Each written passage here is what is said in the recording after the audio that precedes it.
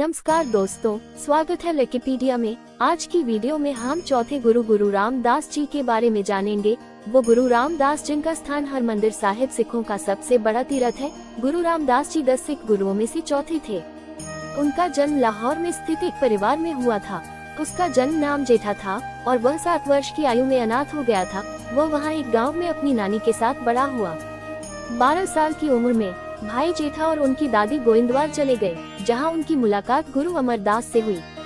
उसके बाद लड़के ने गुरु अमरदास को अपने गुरु के रूप में स्वीकार किया और उनकी सेवा की।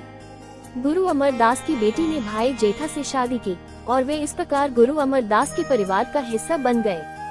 सिख धर्म के पहले 2 गुरुओं की तरह गुरु अमरदास ने अपने बेटों को चुनने के बजाय भाई जेठा की अनुकरणीय सेवा, निस्वार्थ भक्ति और गुरु की आज्ञाओं के प्रति निर्विवाद आज्ञाकारिता के कारण भाई जेठा को अपना उत्तराधिकारी चुना और उनका नाम बदलकर राम रख दिया। दास या भगवान का सेवक। गुरु रामदास 1574 में सिख धर्म के गुरु बने और 1581 में भौतिक दुनिया से आगे बढ़ने के लिए अपने शरीर को त्यागने तक उन्होंने चौथे गुरु के रूप में सेवा की। 5 उन्होंने गुरु अमरदास के पुत्रों से शत्रुता का सामना किया और अपना आधिकारिक आधार गुरु अमरदास द्वारा गुरु का चक के रूप में पहचानी जाने वाली भूमि। इस नव स्थापित शहर का नाम रामदासपुर था, जिसे बाद में विकसित किया गया और इसका नाम बदलकर अमृतसर सिख धर्म का सबसे पवित्र शहर रखा गया। उन्हें सिख परंपरा में धार्मिक और आर्थिक रूप से सिख आंदोलन का समर्थन करने के लिए लिपिक नियुक्तियों और दान संग्रह के लिए मंजी संगठन का विस्तार करने के लिए भी याद किया जाता है। गुरु रामदास ने अपने पूर्ववर्ती अमरदास द्वारा शुरू किए गए मिशनरी प्रयास को जारी रखा। मुगल बादशाह अकबर द्वारा दी गई जमीन पर उसने एक पवित्र सरोवर बनवाया और फिर इसके चारों ओर एक समुदाय बनाने की इच्छा रखते हुए उसने व्यापारियों को वहां बसने के लिए आमंत्रित किया। इस शहर का नाम पहले रामदासपुर और फिर अमृतसर रखा गया। अपने संत अग्रदूतों की परंपरा का पालन करते हुए रामदास ने अकबर से अपने अधिकारियों के बीच भ्रष्टाचार को दंडित करने और सभी प्रकार के धर्मार्थ उपक्रमों को समाप्त करने का आग्रह किया। गुरु रामदास को उनकी विनम्रता, धर्मपरायणता और दूसरों की सेवा के लिए जाना जाता था। उनकी मृत्यु के कुछ समय पहले उनके पुत्र अर्जुन ने उन्हें गुरु के रूप में उत्तराधिकारी बनाया। उन्होंने अपने बेटे को अपने उत्तराधिकारी के रूप में नियुक्त किया और पहले 4 गुरुओं के विपरीत, जो वंश से संबंधित नहीं थे, 5वें से 10वें सिख गुरु रामदास के प्रत्यक्ष वंशज थे। भाई जेठा का जन्म 24 सितंबर 1534 को चूना मंडी, लाहौर में खत्री जाति के सोरी गोत्र कबीले से संबंधित परिवार में हुआ था। उनके पिता श्री हरिदास और माता दया दोनों की मृत्यु हो गई जब वह 7 वर्ष के थे। उनकी दादी उन्हें अपने गांव बेसर के ले गयी। रामदास वहां 5 साल तक रहे। गुरु अमरदास तब खडूर में गुरु अंगद की संगत में रह रहे थे। रामदास 1546 में खडूर गए, गुरु अंगद की संगत में शामिल हुए और गुरु और अमरदास के लिए बहुत पसंद किया। जब गुरु अमरदास गोविंदवाल में बस गए 1552 में, रामदास भी नई बस्ती में चले गए और अपना अधिकांश समय गुरु के दरबार में बिताया। 1553 में उन्होंने अमरदास की छोटी बेटी बीबी भानी से शादी की। उनके 3 बेटे थे, पृथ्वीचंद, महादेव और गुरु अर्जन। गुरु बनने से पहले रामदास ने मुगल दरबार में गुरु अमरदास का प्रतिनिधित्व किया। रामदास 1574 में 40 साल की उम्र में गुरु बने और 7 साल तक इस पद पर रहे।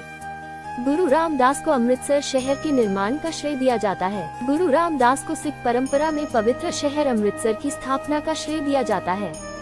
जिस भूमि पर गुरु रामदास बसे थे, उसके संबंध में कहानियों के 2 संस्करण मौजूद हैं। गैसेटियर रिकॉर्ड के आधार पर तुन गांव के मालिकों से 700 रुपये में सिख दान के साथ जमीन खरीदी गई थी।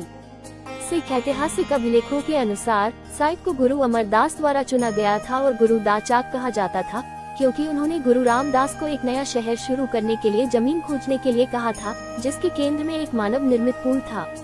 1574 में अपने राज्याभिषेक के बाद और उन्हें श्री गुरु अमरदास के पुत्रों से शत्रुतापूर्ण विरोध का सामना करना पड़ा, गुरु रामदास ने उनके नाम पर रामदासपुर शहर की स्थापना की।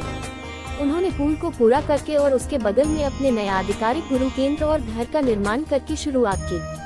उसने अपने साथ नए शहर में बसने के लिए भारत के अन्य हिस्सों के व्यापारियों और कारीगरों को आमंत्रित किया। शहर का विस्तार गुरु अर्जन के समय दान द्वारा वित्त पोषित और स्वैच्छिक कार्य द्वारा निर्मित किया गया था। शहर अमृतसर शहर बन गया और पूर्व क्षेत्र एक मंदिर परिसर में विकसित हुआ जब उनके बेटे ने गुरुद्वारा हरमंदिर साहिब का निर्माण किया और 1604 में नए मंदिर के अंदर सिख धर्म के ग्रंथ स्थापित किए। 1574 और 1604 के बीच की निर्माण गतिविधि का वर्णन महिमा प्रकाश वर्तक में किया गया है, जो संभवतः 1741 में रचित एक अर्ध ऐतिहासिक सिख जीवनी पाठ है और सभी 10 गुरुओं के जीवन से संबंधित सबसे पुराना ज्ञात दस्तावेज है। गुरु रामदास की मृत्यु 1 सितंबर 1581 को गोइंदवाल में हुई। उन्होंने अपने छोटे बेटे अर्जन देव को अपना उत्तराधिकारी नामित किया। गुरु के सबसे बड़े बेटे पृथ्वी चंद ने अपने पिता के दमन का जोरदार विरोध किया। दूसरे पुत्र महादेव ने अपना दावा नहीं ठोका। पृथ्वी चंद ने अपने पिता के लिए आपत्तिजनक भाषा का प्रयोग किया और फिर बाबा बुद्ध को सूचित किया कि उनके पिता ने अनुचित व्यवहार किया है, गुरुत्व उनका अपना अधिकार है। उन्होंने प्रण किया कि वे गुरु अर्जन को हटाकर स्वयं को गुरु बना लेंगे। बाद में पृथ्वी चंद ने एक प्रतिद्वंद्वी गुट बनाया, जिसे गुरु अर्जन के बाद सिखों ने मिनिस शाब्दिक रूप से बदमाश कहा और कथित तौर पर युवा हरगोबिंद की हत्या का प्रयास किया।